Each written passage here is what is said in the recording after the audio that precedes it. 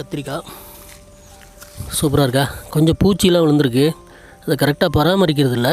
ஆனால் நல்லா காய்ச்சிருக்கு நிறையா. பாருங்கள் பிஞ்செல்லாம் நிறையா இருக்குது. இந்த இங்கே பிஞ்சு வந்துருக்கு, இங்கேயெல்லாம் பிஞ்சு வந்துருக்கு. இது நல்லா அருமையாக இருக்கும். இந்த கத்திரிக்காய் சூப்பராக இருக்கும். சுண்டைக்காய் இதுக்கு இயற்கையாக இந்த இங்கே இருந்தது கொண்டாந்து நட்டு வச்சோம். அது அப்படியே அழகாக காய் வந்துருச்சு பாருங்கள், நிறைய காய் வந்துருச்சு பாருங்கள். இது வந்து பலாமரம், பலாக்கன்று. இது வச்சு 2 வருஷம் ஆச்சு. 2 வருஷம் ஆச்சு. இப்போ தான் வளர்ந்து வருது. அது மாடு கடிச்சிட்டு திருப்பி வளர்ந்து வருது. இந்த கற்பூரவள்ளி வந்து சளிக்கு ரொம்ப நல்லது. இது நான் அடுத்த வீடியோவில் உங்களுக்கு போடுறேன், தனியாக போடணும். இது வந்து ஒரு வகையான பூண்டு. இந்த பூண்டு வந்து என்ன மருத்துவ குணம்னு தெரியல. இது அப்படியே அழகாக பூ பூக்குது. 2 மாதம் ஆச்சு வச்சு, 2-3 மாதம் ஆச்சு. இப்போ தான் வளர்ந்து வந்துக்கிட்டு இருக்குது. இது எப்படி 1 வருஷம் மேலே ஆகும். அதுக்கப்புறம் தான் அந்த உருண்டை சைஸ் உள்ள இப்போ சப்போட்டா இது நல்லாயிருக்கும். இது வந்து மரவள்ளி கிழங்கு வச்சு 3 மாதம் ஆச்சு. இது 8 மாதம் ஆனால் தான் அது பறிக்க முடியும். துவரம் பருப்பு சொல்லுவோம்ல, அது வச்சு வளர்ந்துட்டுருக்கு. அது இன்னும் ஒரு 2 மாதம் ஆகும். இப்போ தான் பூ வந்துருக்கு, வரல இன்னும் கொழுந்து வந்துகிட்ருக்கு. பாருங்கள் அழகாக இருக்குது பாருங்கள், சூப்பராக இருக்குல்ல. இது நீலப்படலை இல்லை, குட்டி போடலாங்க. நாங்கள் நிறையா பறிச்சிட்டோம். இப்போ கொஞ்சம் கொஞ்சம் விட்டுட்டுருக்கு. சீசன் வந்து முடிய போகுதுன்னு நினைக்கிறேன். இது போட்டு 3 மாதம் ஆச்சு, 3-4 மாதம் ஆச்சு. பாருங்கள் இங்கேலாம் இருக்குது. இந்த இங்கே ஒன்று தொங்குது, இங்கே இருக்குது. இது சுரக்காயும் சேர்ந்து முளைச்சிட்ருக்கு. ஆனால் சுரக்காய் வந்தது, அது வந்து பூச்சி விழுந்து அப்படியே இதாகிடுச்சு, அழுகிடுச்சு. முன்னால் அந்த விதை வந்து போட்டாங்க, இந்த புடலை விதை போட்டோம். இந்த சுற்றி வந்து ஃபுல்லாக விவசாயம் தான்.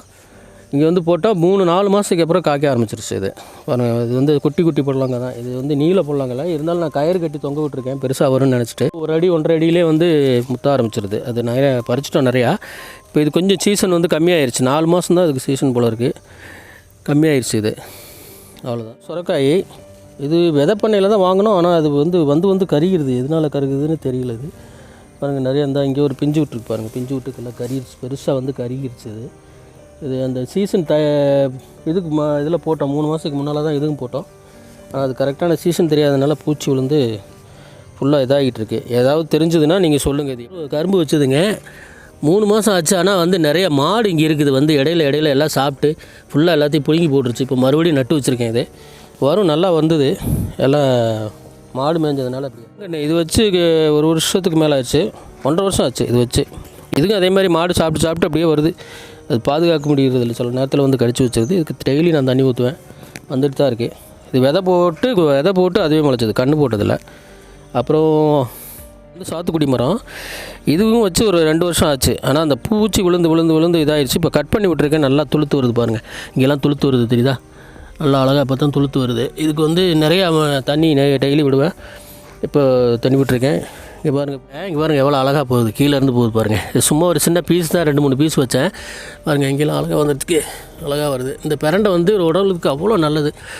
ஊறுகாய் செய்யலாம், அது வந்து துவையல் செய்யலாம், குழம்பு வைக்கலாம், சூப்பராக இருக்கும். இது வந்து அருமையான மருந்து, இது அருமருந்து.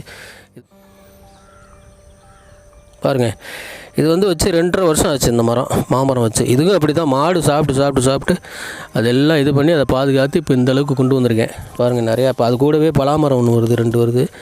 அப்புறம் இங்கே பாருங்கள் இப்போ தான் குறுத்து விட்டு வந்துட்டுருக்கேன். ஆனால் பூச்சி விழுகுது நிறையா, அதில் வந்து பூச்சி விழுகுது. இது வந்து காலேஜில், இந்த அக்ரி காலேஜில் போய் கேட்டு இதுக்கு என்ன மருந்து போடணும்னு கேட்டிருக்கேன். அவங்க சொல்லுவாங்க. அதுக்கப்புறம் தான் இதுக்கெல்லாம் மருந்து வைக்கணும்.